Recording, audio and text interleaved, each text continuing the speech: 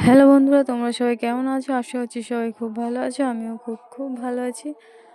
আর এখন ছিলাম আমি বাপের বাড়িতে। আর আজকে সকালে বোনবো ম্যাগি খাবে, যে কারণে ম্যাগিটা আমিই বানাচ্ছিলাম। তো একটু অন্যভাবে বানাচ্ছিলাম, সেই কারণেই ভাবলাম তোমাদের সাথে শেয়ার করি।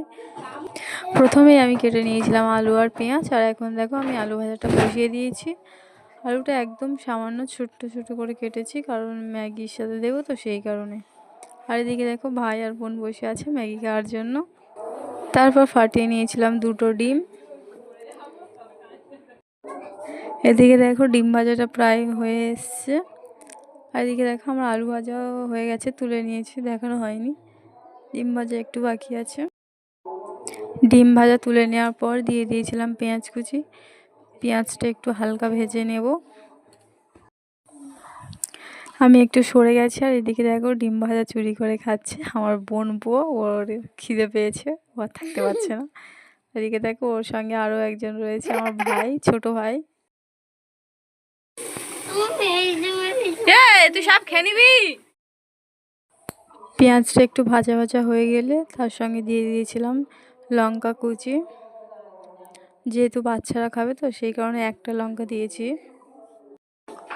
পেঁয়াজ ভাজা তুলে নেওয়ার পরে তাতে কড়াই দিয়ে দিয়েছিলাম একটু জল। ভাজার পর কড়াটা যেহেতু ধুইনি, তাই জলটার কালার এরকম হয়ে গেছিলো।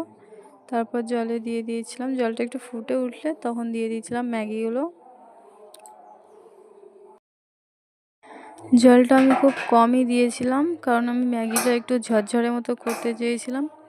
এদিকে দেখো পুরো জলটাই আমার ম্যাগির সাথে মানে হয়ে গেছে। ম্যাগিগুলো যেহেতু ডেলা ডেলা মতো হয়ে থাকে, সেই কারণে আমি খুন্তি দিয়ে একটু ভেঙে ভেঙে দিচ্ছিলাম। যেহেতু অল্প জল দিয়েছি, ওই জলের মধ্যেই সারতে হবে, সেই কারণে ভালো করে ম্যাগিগুলো ভেঙে দিয়েছি।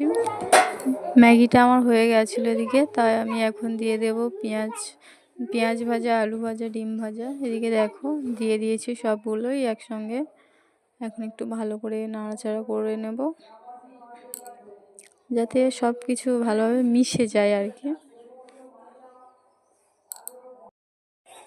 এখন আমার ম্যাগির সাথে সব কিছু ভালোভাবে মিশে গেছে, প্রায় হয়ে গেছেও বলতে পারো। দেখো অনেকটাই হয়ে গেছে, তাই আমি এখানে এখন দিয়ে দিয়েছিলাম ম্যাগির মশলা।